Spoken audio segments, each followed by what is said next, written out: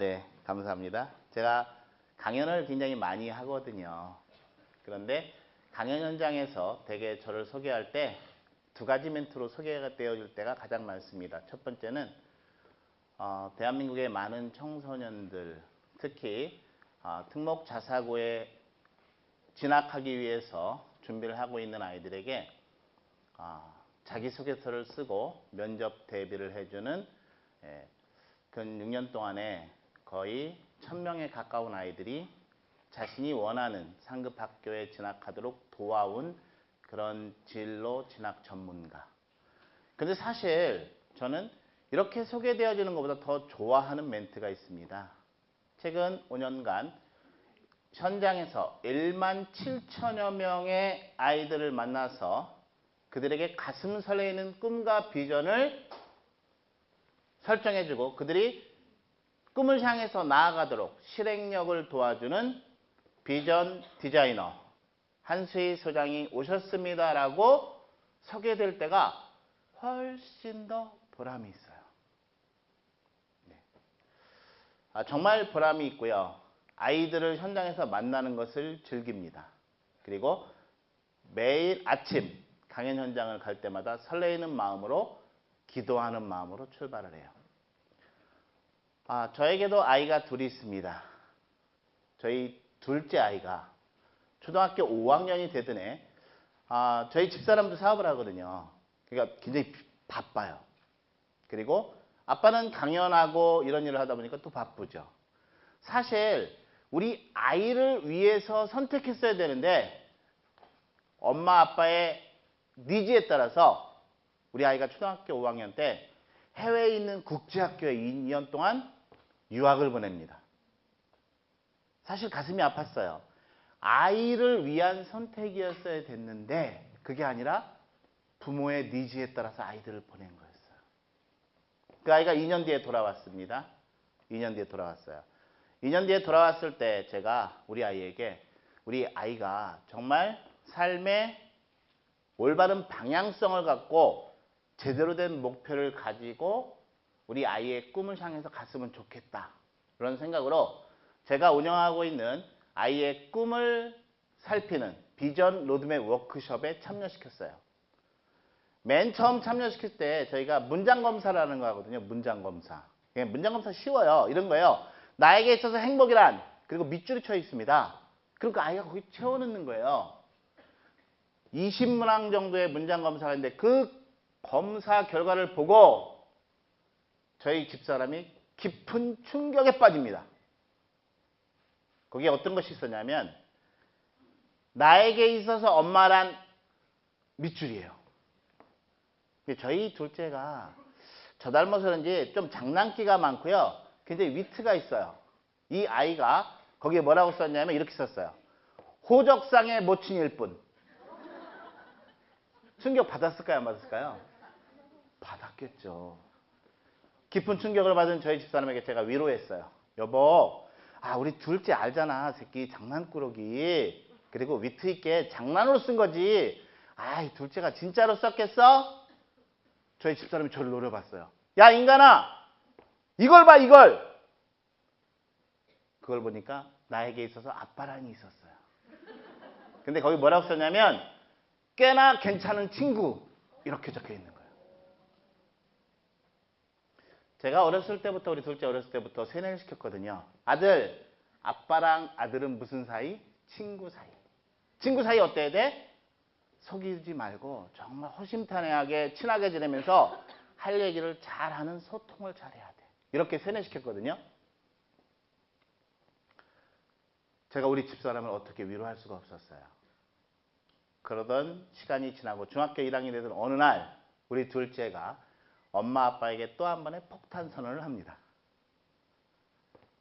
우리 집사람은 이 아이를 어떻게 키우고 싶어 했냐면 해외 국제학교를 2년 보냈기 때문에 영어를 나름대로 준비를 잘 시켜서 외고 국제고 라인을 통해서 경영자로 키우고 싶어 했어요.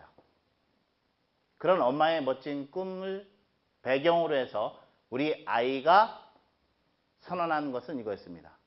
저 경영자의 경자도 관심이 없어요. 저는 연기하는 사람이 될 거예요. 그래서 저는 연극영화과에 가서 배우로 성공할 겁니다. 또 한 번 깊은 충격을 받습니다. 그때 제가 누구예요? 제가 비전 디자이너잖아요. 비전 디자이너는 뭐예요? 어떤 일을 해요? 남의 새끼들 만나가지고 뭐라 그래요? 얘들아, 정말 가슴 설레는 일, 네가 하고 싶은 일을 해야 돼. 그리고 그 꿈을 이루기 위해서 과정에서 네가 어떤 걸 준비해야 되는지 그것을 준비하고 하나하나 뚜벅뚜벅 가는 거야. 아이들에게 그렇게 세뇌시켜온 저에게 엄청난 숙제였던 거예요.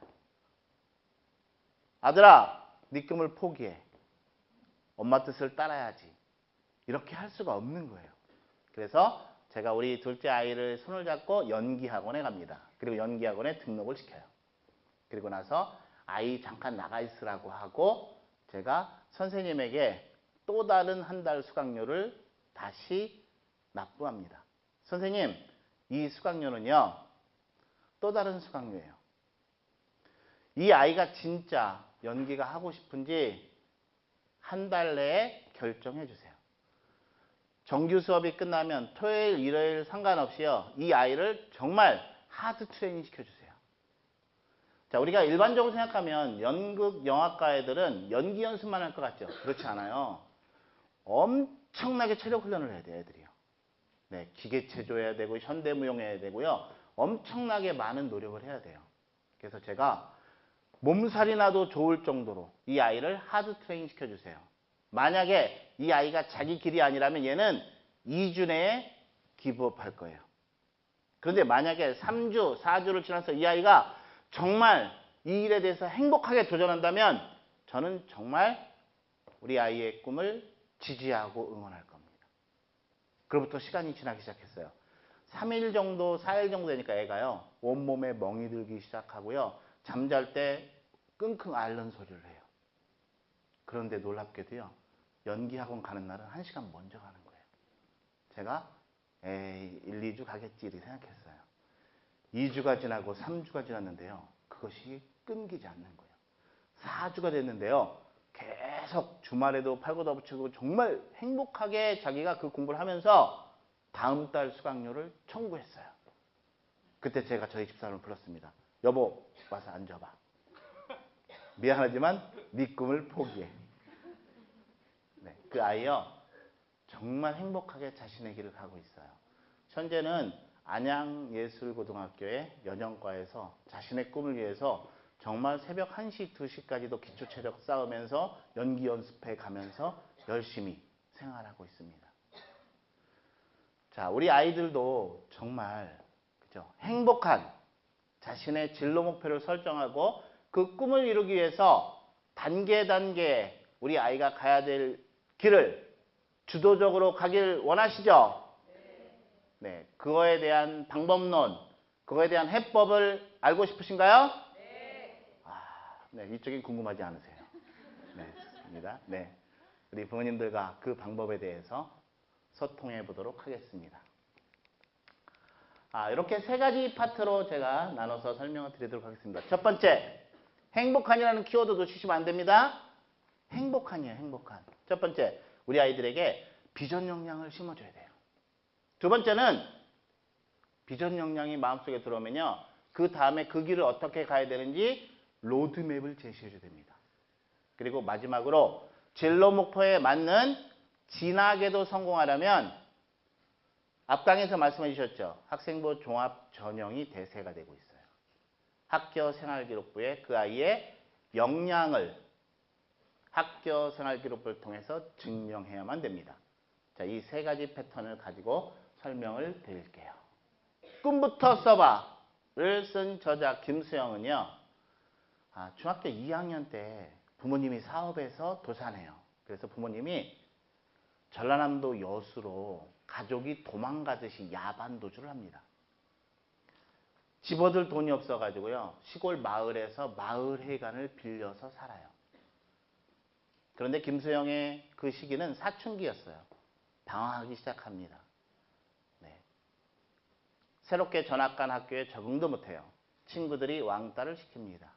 그러니까 학교를 어쩌다 한 번 가고, 네, 학교에서는 문제아로 전락합니다. 그리고 오빠들 오토바이 뒤에 타고 다니면서 학교는 일주일에 두세 번도 안 가고 그런 일상이 계속 반복돼요. 계속해서 문제가 있자 학교에서는 김수영을 방출합니다. 퇴학 처리를 하죠. 김수영이 정신을 차리고 다시 공부를 하겠다라고 돌아왔을 때는 이미 학교에서 김수영을 받아주지 않아요. 그가 검정고시 시험을 보고 나서 중간고사 고등학교 1학년 때 상업계 고등학교를 가거든요. 중간고사 시험을 봤는데요. 김수영이가 정말 깜짝 놀라는 일이 발생합니다. 성적표를 딱 받아들였는데요. 성적표에 70명 중에 32등 이렇게 적혀 있는 거예요. 뭐가 깜짝 놀라냐. 김수영은요. 이제까지 받아본 성적표는 항상 70명 중에 68등, 69등, 70등밖에 없었어요. 이게 뭐야? 공부랑 나랑 무슨 관련이 있을까? 내가 교과서라도 몇 번 읽어보고 시험을 볼까? 교과서 몇 번 읽어보고 시험을 보니까 반에서 3등을 하는 거예요. 왜 그런 일이 발생할까요? 그 당시에는 대학을 가겠다는 목표를 가진 애들은 다 인문계 고등학교에 진학했고 취업을 목적으로 한 애들은 실업계 고등학교를 가는데 실업계 고등학교에 간 애들은 대학 입학을 목표로 하지 않기 때문에 자신의 관심 분야의 공부는 좀 하더라도요. 다른 공부를 전반적으로 열심히 안 하는 거예요. 공부를 집에 놓고 다니는 거예요. 학교 안 가져오는 거죠. 그런 김수영이 제대로 공부를 해봐야 되겠다는 생각을 가지고요. 공부를 제대로 합니다. 그때부터 전교 1등을 하기 시작해요. 그때 김수영의 마음속에요. 꿈이 찾아듭니다.